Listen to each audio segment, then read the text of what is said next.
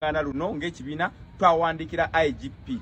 Era IGP natuga tukopinge ba RPC ba region zonna zonna ziri mu Uganda. Era neno Wamala region ne tuba kopingamu ne tuba wa ebbaluwa ya IGP eyo ne tubateekako ne receipt ya venue eno gye twasasula eya Kiyinda Gardens. Era baatugamba obukwakkulizo bwamu tulina okufuna ekifo nga kiri enclosed nga kiri well fenced.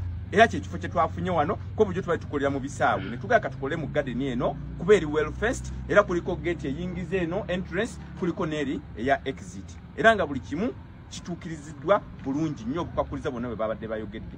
Naye olw'okuba nakyemalira Mwai Museveni yavuddeyo n'agamba nti ab'Emityana waliyo akasajjasajja eyo era batereeza akalulu.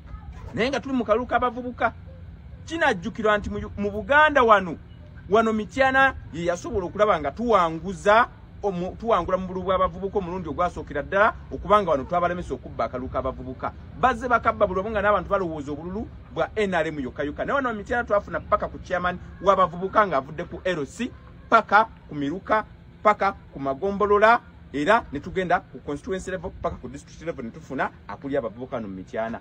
Awala wonna bagenda nga bakolayo akavuyo ne babbayo obululu bw'abavubuka. Ne wane Mityana twali resisting ekintu ekyo. Kati ovola batutandiseko batukozeko effujjo batulemesezza olukiiko lwaffe luno.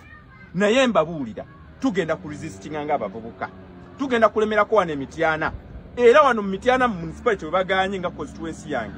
Tugenda kulanga tubizza ku Miruka naye olwaleero nina okukola omukolo Mityana wano. Walina okubawo omukolo gw'abavubuka era nga ngenda gukuliramu nina okulaba nga ngenda mu north eyo ne mu constituencies endala yonna mu Greater Mubende yonna ngenda kugitamu. So right, oli ku Yugi Update TV kosinzo bango tuwuliriza webale kwekuumira ku mayengo gano. Baganda bange bali diaspora balamusizzaako nnyo mwebale kubeerako.